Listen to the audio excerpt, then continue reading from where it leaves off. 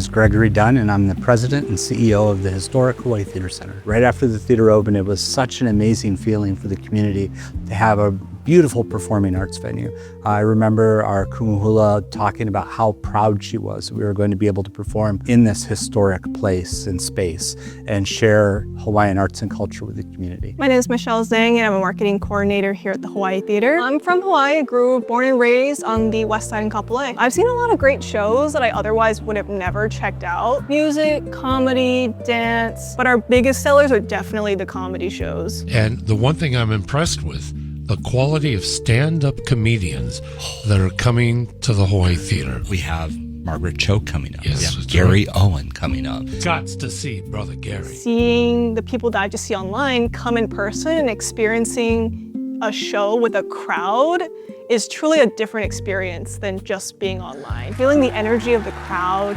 hearing everyone applaud at the same time, it is really cool to just be able to experience all the different areas that this place has to offer. Prior to taking on the professional role with the theater, I was both a volunteer and a donor at the theater, as well as a performer. I moved to Hawaii in 1993. Once I got here, I totally fell in love with the people, the culture, the place, and really found it to be a place I wanted to make my home. Here we are, all those years later, and I'm the current steward of the historic Hawaii Theater.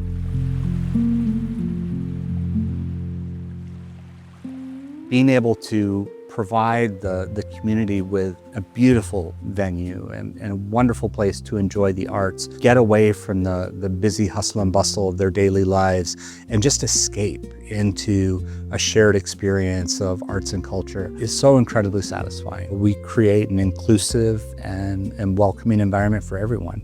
And that starts with our very dedicated and loyal staff members. So you get to know everyone like on a first name basis. It's a very collaborative experience here. I feel like I've known these people forever. When you really enjoy it and it's something that you're passionate about, it becomes happy work. We work on sharing the changes in children's lives that being involved in live theater and music makes. The children's program, which is our Punch Bowl Music Festival, just like makes you feel like all your hard work at the end of the semester is like for something. It helps with memorization, it helps with studies, your ability to communicate with others, your ability to work as a group. Those are tangible skills that people carry with them throughout their life. The arts help make us a more caring community. You're able to perform, you're able to show off what you've learned over the semester. And I think that's an awesome opportunity for kids to be able to experience.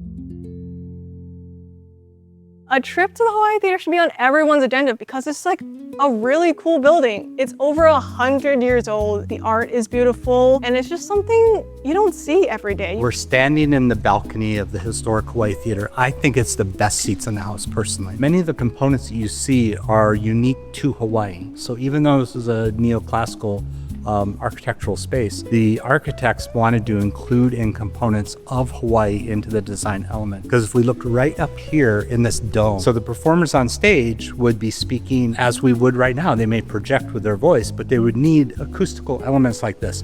They would take the sound from the stage, bounce it off from the acoustical dome and down into the balcony so that people could hear the performers on stage. Now, what that means for us today is that this provides the best sound for the people in the balcony.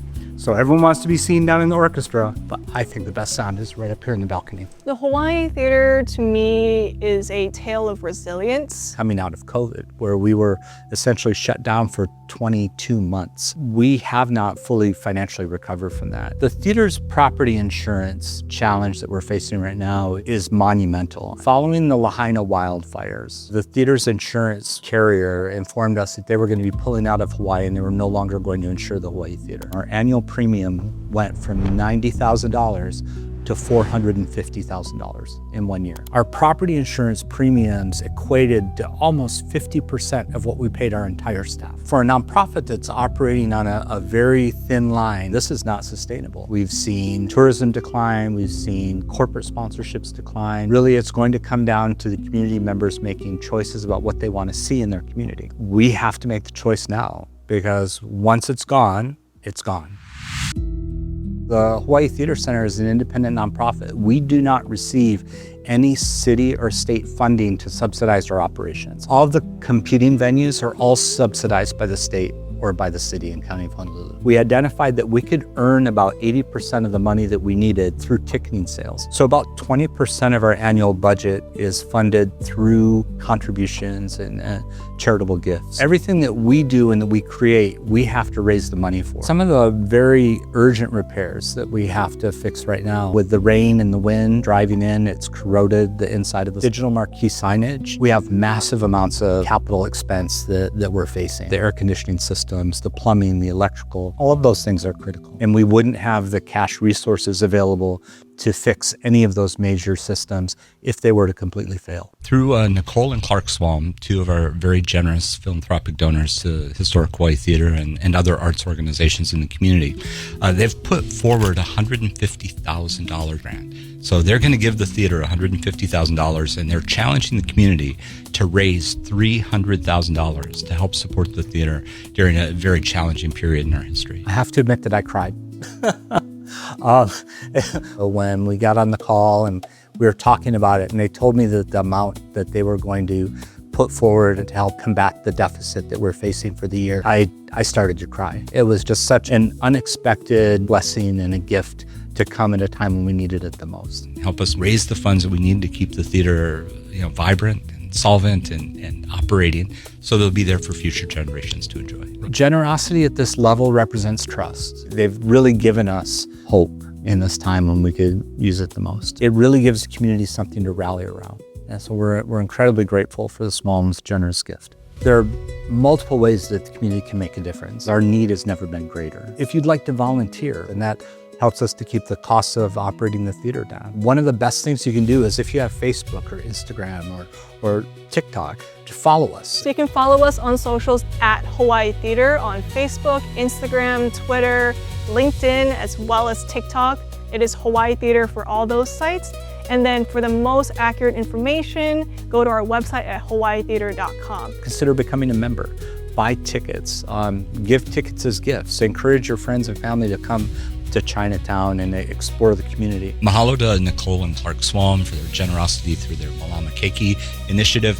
Head over to hawaiitheater.com/support and select the way that you would like to contribute. That really is the goal for us, is to ensure the theater is here for future generations to enjoy.